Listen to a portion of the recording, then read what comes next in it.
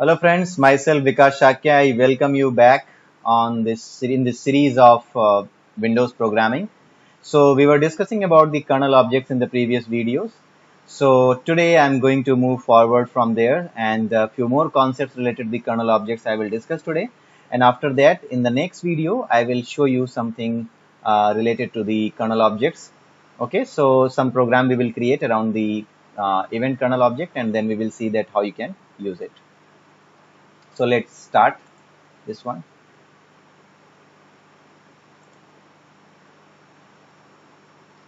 Okay, so this one is about the sharing kernel objects across process boundaries.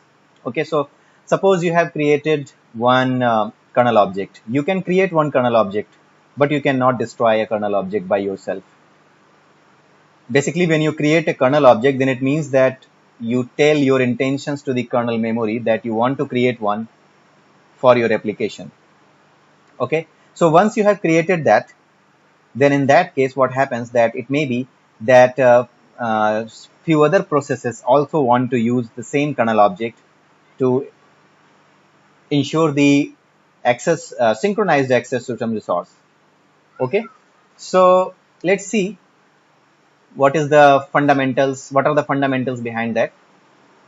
So first of all, threads running in different process sometimes need to share the kernel objects, and they can very well share the kernel objects. File mapping objects allow you to share blocks of data between two processes running on a single machine. Please remember that. Let me just take the pen here.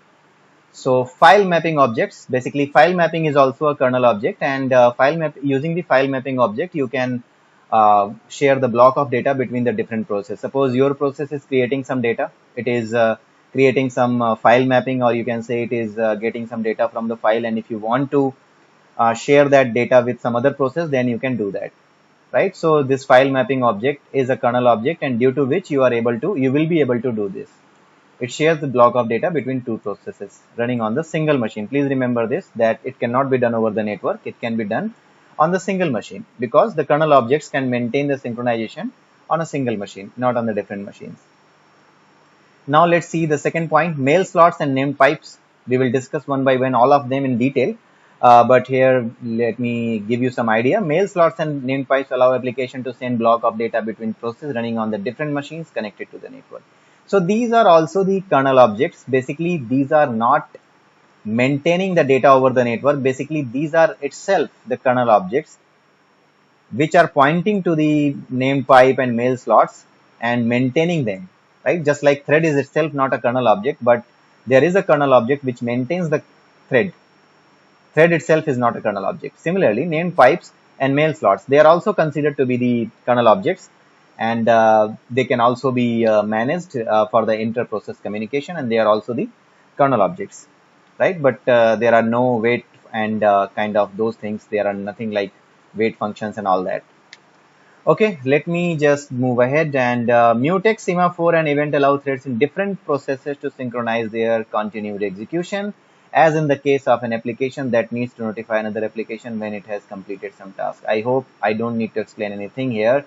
Mutex, Semaphore, and events, these are the most important kernel objects which are used heavily in any server-based application.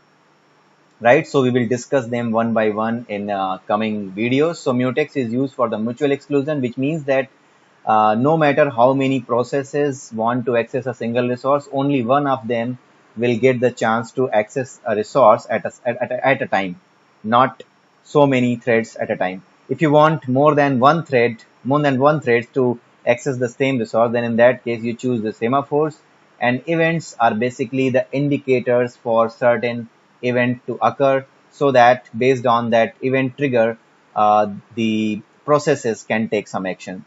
Suppose sometimes it may happen that there are 4 to 5 processes which are launched, and all those 4 processes are waiting whether the server process is available or not. Suppose 5 are the client processes, or you can say the servant process are there. Suppose there is a server. Let me just make it. So this is the main server, and there are 3 slave servers. This is the master server, and there are 3 slave servers. And sometimes what happens that this slave server, this master server is not up. These slave servers are up. They are waiting for the master to up, right? Suppose the master is there, which uses an event kernel object, and until this master is up, this event kernel object will not be set, right? So once this master server is up, then this event kernel object is set. When you set any kernel object, then that a kernel object is called the signal.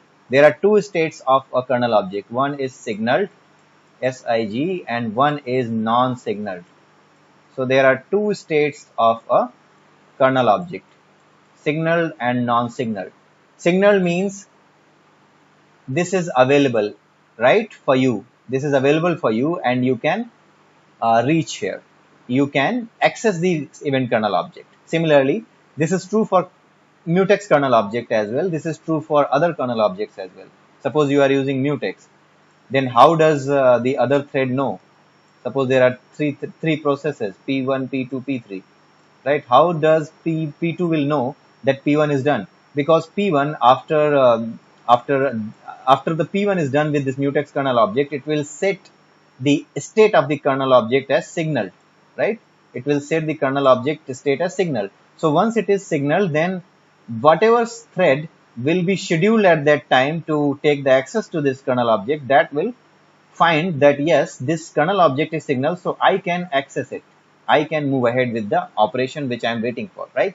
So this is the signaled and non-signaled state which I didn't explain to you. I must have explained it at the beginning, but anyways, this is a simple concept. So signaled and non-signaled are the two states of a kernel object. Signaled means that this particular kernel object is available, and non-signaled means that someone else is using this kernel object and you cannot use it, right? So I was giving you an example of the event kernel object. So let's come back to this one. So suppose there are three slave processes. These are the P1, P2, and P3. These are the three servers, slave servers, and this is the master server. And these slave servers cannot do anything until this master server is up, right? Suppose they want to send some message to the master server, right?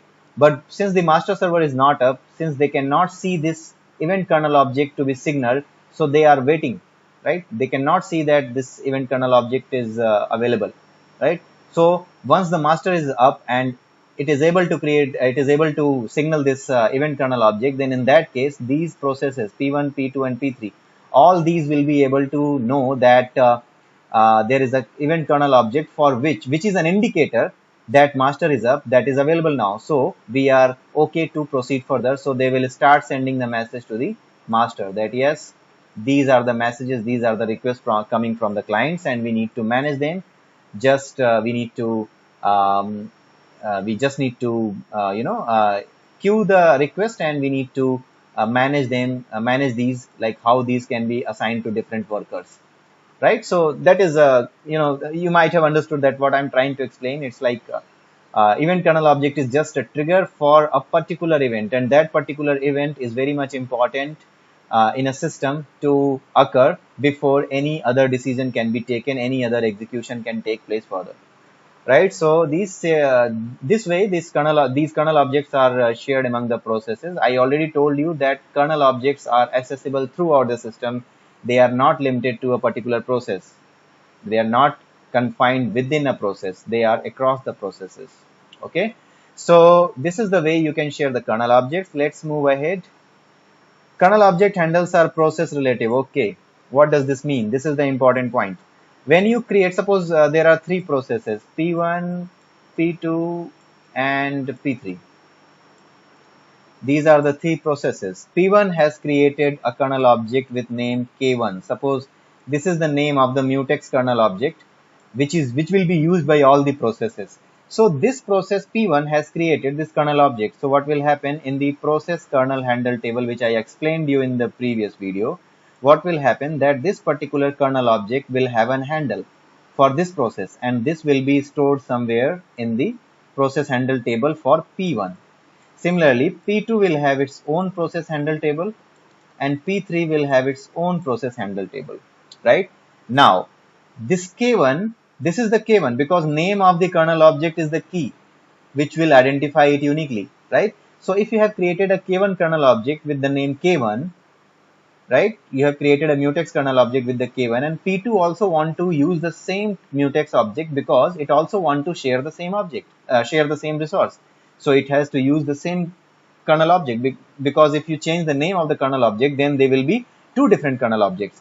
So if you have to provide access to the common resource, then you have to create one kernel object, and they should be and that kernel object should be used by all the processes. You should not create different kernel objects, and you should not wait like these all kernel objects are maintaining my synchronization. No, if you have created one single kernel object and all the and this kernel object has been used by all these processes, then only you will be able to achieve the synchronization correctly, otherwise no. Okay, so let me just tell you further, like this p1 has the index in the process handle table, suppose 1. So this process handle table stores the index in the hexadecimal format, so suppose it's like 0x001. And in case if you will run your program and you will debug your program, then in that case you will be able to see that these process handles are basically nothing but the hexadecimal values, and they are representing the index in the table. They are not representing the actual memory address of the kernel objects in the kernel memory. Please remember this. Similarly, if P2 is also going to create the same kernel object with the name K1, then what will happen? It will have its own kernel process kernel handle table, and here it may be that it will get some other index, suppose 02, right? 02 is the index, but the memory address, this object will be same. The kernel memory which has been allocated for this k1, that will be same. So that memory will again be same here, but you cannot access that memory directly because kernel has not exposed this to you, because you will create havoc to the system if you will get these accesses, right? So what does this mean? That when you create a kernel object, when one of your process creates a kernel object, then it gets a handle. But when another process also creates the same kernel object, then it doesn't get a new kernel object. Basically, it gets a new process handle, a new handle relative to the process. Suppose here it was for this process the index was 1, but for this process it may be the index is 3, 4, 5. But this doesn't mean that the address in the kernel memory has been changed. No, the kernel object is same. The memory in the kernel object for this in the kernel memory for this kernel object is always same. It's only like your process in the process kernel handle table, the index will be changed. So this process too will be getting the process relative handle for this particular kernel object, which is a mutex, right? So I hope you might have got the point. So this is how it works, and similarly P3 will happen for maybe P3 is getting 0x005, right? So in this case, it doesn't mean that these objects are having these kernel objects are actually having the different address. Most of the students, most of the people confuse with this handle. They think that this handle is actually the kernel memory address. It is not the kernel memory address, guys. It's the process handle table index where your kernel object information is stored. And in this table, at some column, the address of the particular kernel memory object is stored. So, and that is not accessible to you. You cannot access this. You will never get access to this memory address. You can only use the handle. You can just tell the kernel that now you want to close the handle. Now you want to acquire this particular kernel object. So all these things you can do, but you cannot destroy it. Destroy the kernel object. You cannot touch the kernel object, the memory in the kernel. You can never touch it. Okay, so that was it for the kernel object lifetime and for the kernel process handle table and how you can share the kernel objects across the boundaries. And I hope you might have got it useful. And there is one more slide. Let's just quickly go through that and close it. Inherit the kernel handle, right? Suppose in case of Windows or in case of any language, you will come across the situations where you have to create the child processes. In case of Windows, there is nothing like child processes. Every process is a different process, but you can always allow a process which is a child process. You can always allow the child process to inherit any handle from the parent process, right? Suppose P is the parent process and C is the child process which was created by this parent process. And suppose parent P has created this kernel object. This mutex has been created by the parent process. Then what will happen? if your mutex has been created by this parent process, then in that case, if you want that any child process should be able to inherit the handle which has been created by the parent, then in that case you cannot simply launch this and you expect the child process to be able to handle this, able to access this handle. You need to do something, and what that something is, this. You need to create a security attribute descriptor. Basically, this is the security attribute descriptor, which tells like what will be the accessibility, of the thread, or you can say the user which is running this application with respect to this kernel object, right? With respect to this system. So you can limit this security through this security attribute. You can limit the accessibility to this kernel object. We will discuss this in detail in the coming videos when I will show you the demos. Okay. So, but as of now, you just need to ensure that you understand what this security attribute is. So this security attribute is nothing, but it just represents that what will be the access rights to your application with respect to the user who has logged into the system, and whether this particular kernel object will be accessible by the child process of the parent process, right? So this is the way you can do this. So if you do something like this, sa.b inherit handle to true, then it means that this handle, or you can say this mutex handle, is inheritable in this child process. This child process will also have a process handle table. It's not like this process handle table will directly inherited, right? This will have its own process handle table. Few of them will be referred here from the parent, but this child process will have its own index for all the mutex kernel object. It may be that in case of parent process, the index is 0x01, but in case of child process, it may be that the index for that particular object is 0x02, right? So this you need to remember, and this is the way you can make your kernel objects inheritable. So this was all about the basic information related to the kernel objects. You must need to watch these two videos, this video and the previous video, again and again, till you are confirmed, till you are clear about all these concepts about the kernel objects, right?